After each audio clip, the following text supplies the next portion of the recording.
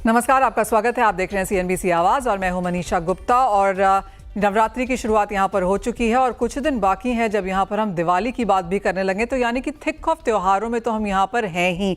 और जैसे ही दिसंबर आएगा बहुत सारी शादियां भी हैं और उसके बाद बाजार यहां पर एक्सपोर्ट्स को देखता है, क्रिसमस, न्यू ईयर और फिर फरवरी आते आते तक वैलेंटाइन की शुरुआत हो जाती है।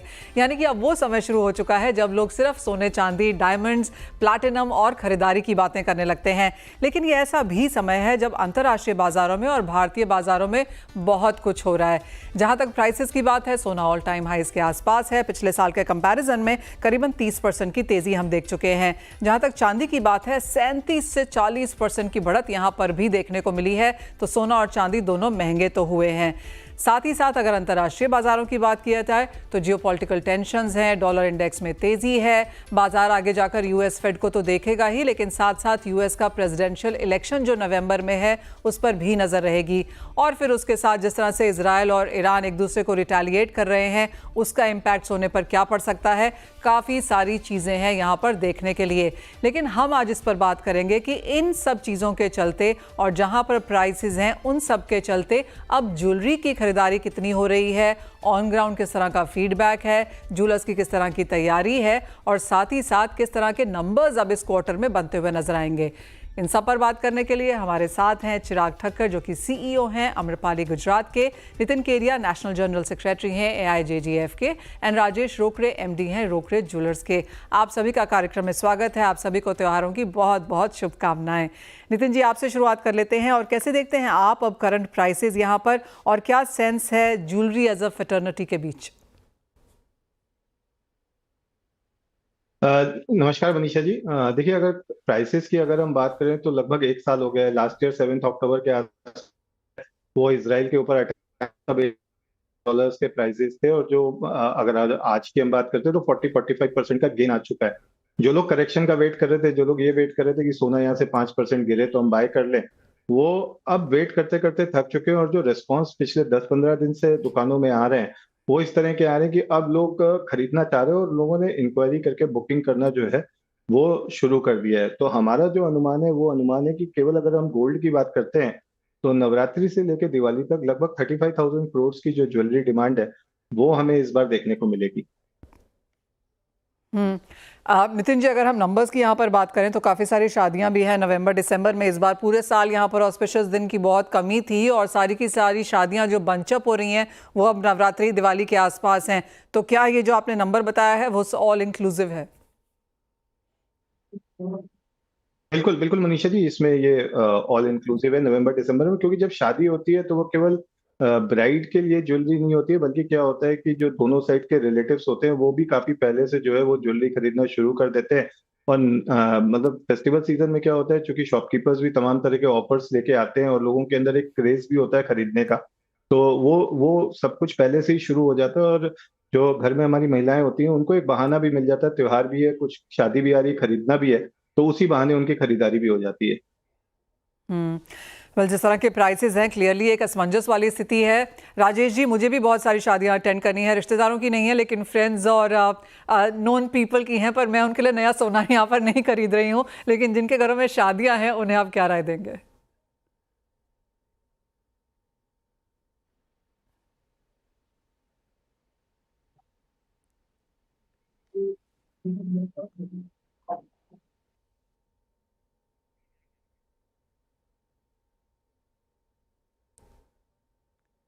राजेश जी, क्या राय देंगे आप आपकी आवाज नहीं हमें आ रही थी, राजेश केरिया जी। हाँ, मेरी आवाज आ रही है। हाँ जी राजेश जी। मेरा ये कहना है कि पिछले 4 साल में जो सोने के भाव बढ़े हैं उससे ही अंदाजा लगा सकते हैं कि आने वाले दिनों में सोने के रेट और कितना बढ़ सकते हैं। 2021 का अगर मैं रेट लेता हूं तो 48,700 का रेट था।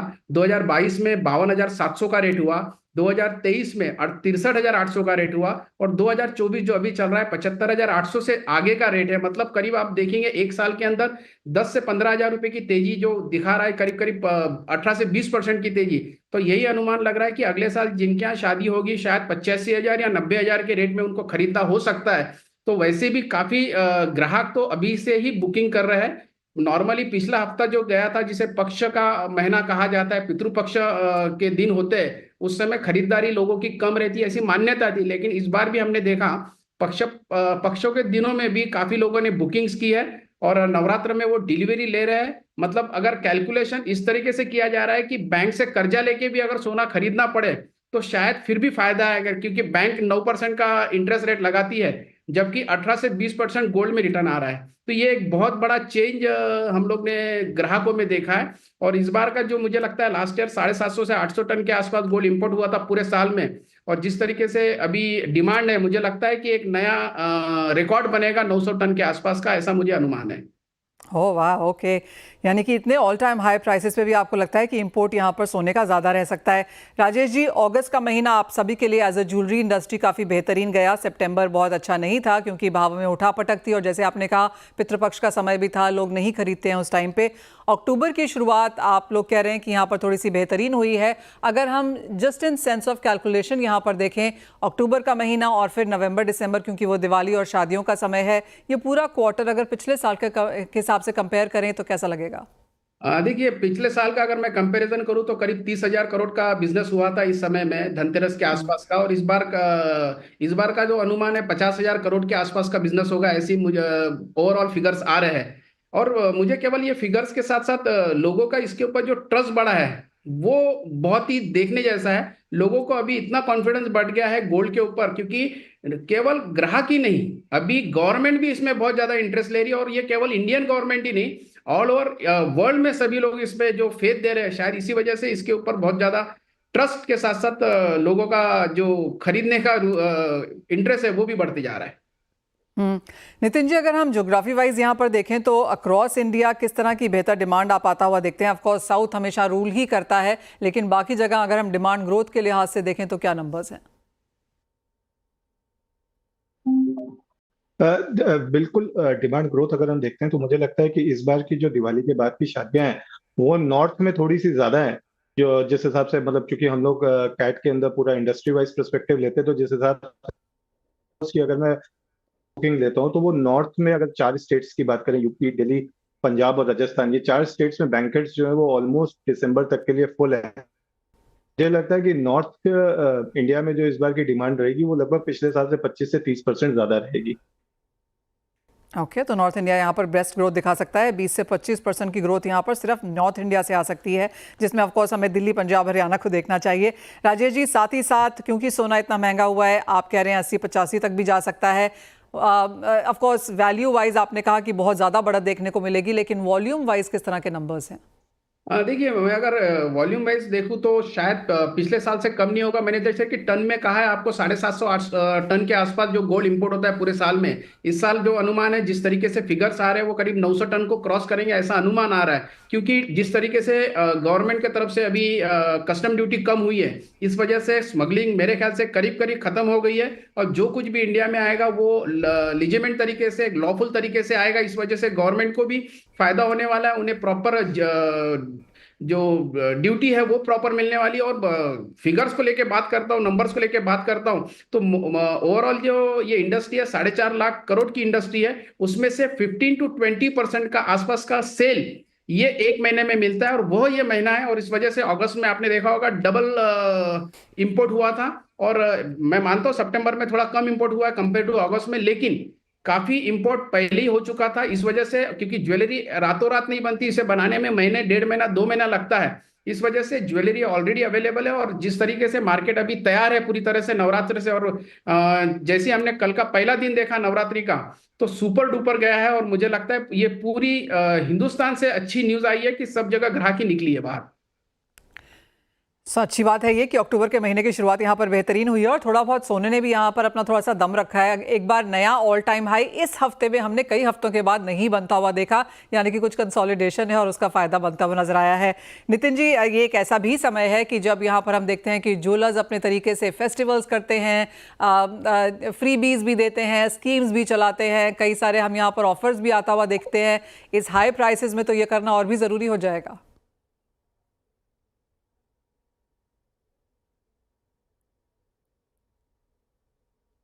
नितिन जी, ये सवाल आपसे है। अच्छा, सॉरी। देखिए, AIJGF के लेवल पे भी हमने कभी B2C अभियान चलाने का डिसाइड किया, जो कि 2 या 4 दिन के अंदर आ जाएगा।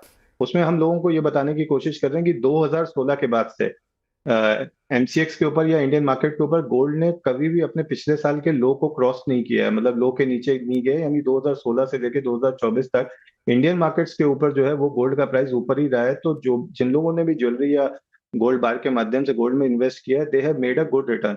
और अब चूंकि हम लास्ट क्वार्टर में है, तो लास्ट क्वार्टर में अगर आप यहाँ पे गोल्ड हाई प्राइसेस में भी खरीद रहे हैं, तो प्रोबेबली देयर आर चांसेस कि आपको बेटर प्राइसेस जो है वो नेक्स्ट ईयर या नेक्स्ट टू नेक्स्ट ईयर भी आगे आपको मिलते रहेंगे। और जहां तक ऑफर्स की बात है, तो इस बार बहुत सारे AIJGF से जुड़े ज्वेलर्स जो है वो सेल्फी स्पॉट्स बना रहे हैं अपने यहाँ, जहाँ पे यंगस्टर्स या जो हमारी भाभियां हैं वो आके अपने सेल्फी लेके अपने सोशल मीडिया प्रमोशंस करेंगे, ताकि जो है वो एक शॉपकीपर का भी प्रमोशन होगा, नए डिजाइन के भी प्रमोशन होंगे, और साथ में बाजार में एक अवेयरनेस भी बढ़ेगी।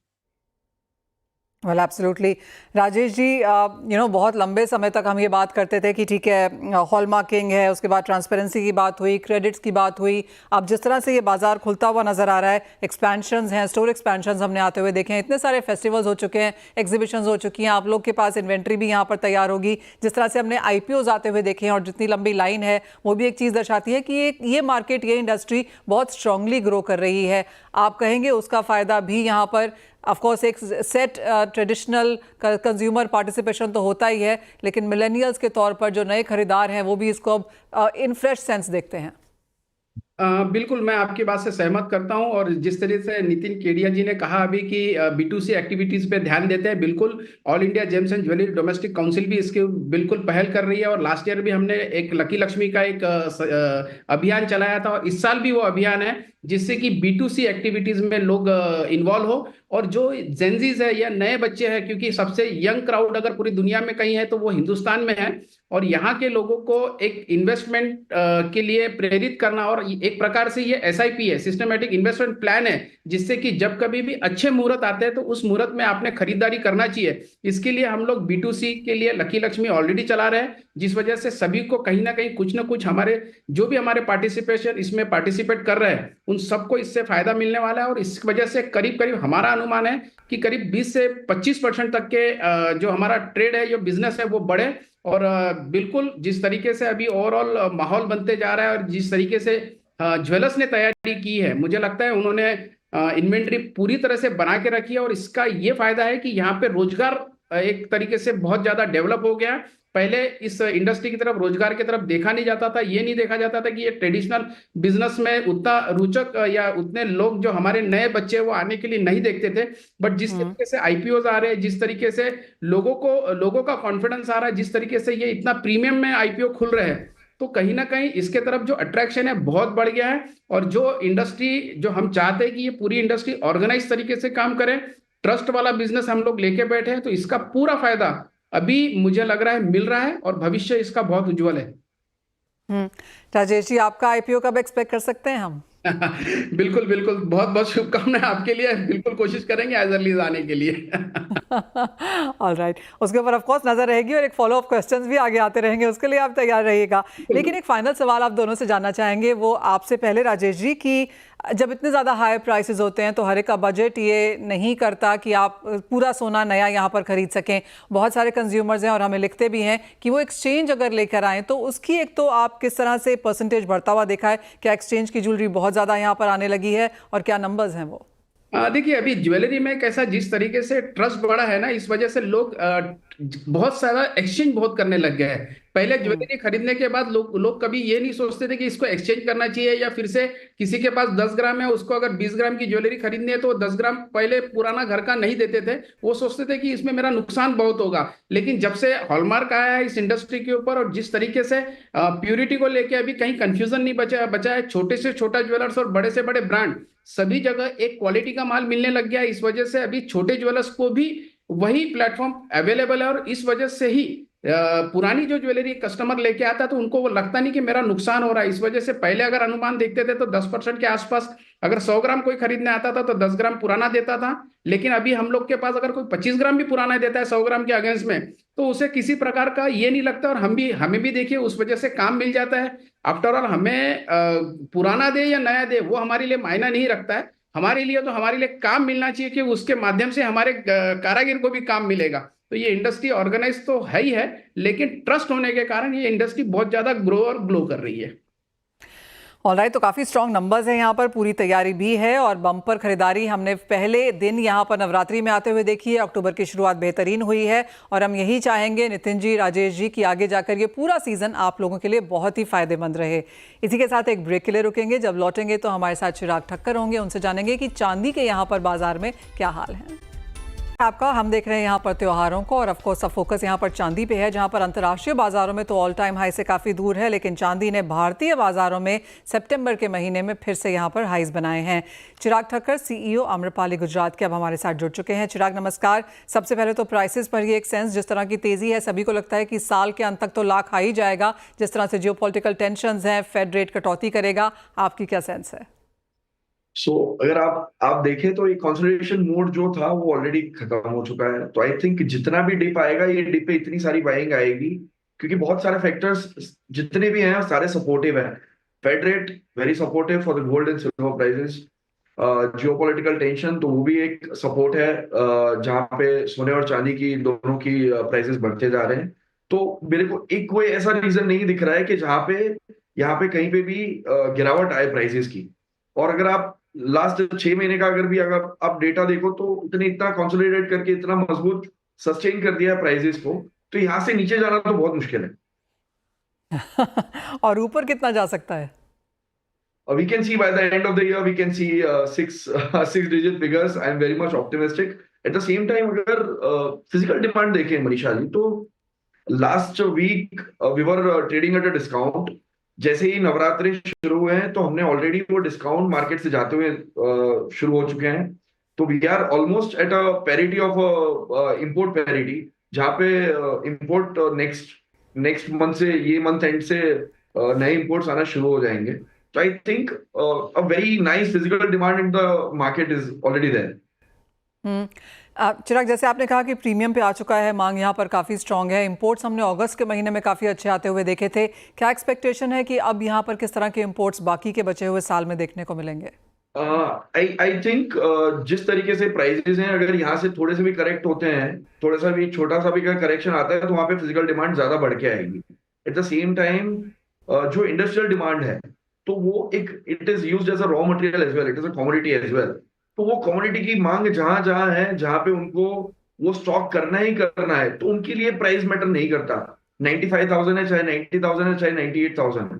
तो वो जो कंजम्पशन है, जो सोलार के अंदर जा रहा है, इलेक्ट्रॉनिक्स में जा रहा है, तो वो जो मांग है वो मांग बढ़ती रहेगी। और उसके बेस पे काफी सारा इंपोर्ट जो लास्ट 3 महीना अभी जो बचा है ये साल का, I am sure we will have an average of 7,500 8,000 tons of silver coming into the country this year.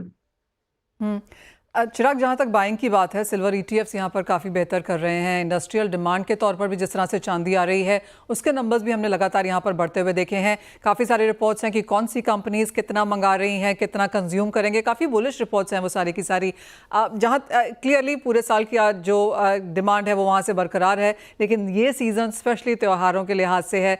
Current levels पे किस तरह का टिकट साइज आप बाइंग के सेंस पे आता हुआ देखते हैं, गिफ्टिंग के लिहाज से और अदरवाइज? अगर आप लास्ट 2 साल का भी अगेन डेटा देखें तो gifting in articles and artifacts has increased.